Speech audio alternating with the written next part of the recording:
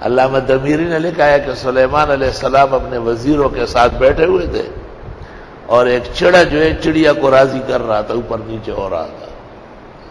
حضرت اس کو دیکھ رہا تھا، اچانک ہنس پڑے۔ وزیروں نے کہا حضرت کیا ہو رہا ہے؟ کہا یہ چڑا اس چڑیا کو کہتا ہے کہ میرے ساتھ شادی کر لو، میں بیت المقدس کے سفید مینار میں تیرے لیے گھونسلہ بنا دوں گا۔ وہ یکذب جھوٹ بول رہا ہے، کیونکہ وہ مینار میں نے مکمل کیا، اس میں سوئی رکھنے کی جگہ نہیں، یہ گھونسلہ کہاں بنائے گا؟ ولیکن کل ناکح کاذب، جو نکاح کرتا ہے میرے بیٹے کا دبئی میں کاروبار ہے، میرا بیٹا یہ ہے، عجب ہے، وہ ایسے انڈے بیچ رہا ہے ادھر اور ڈبل روٹی بیچ رہا ہے۔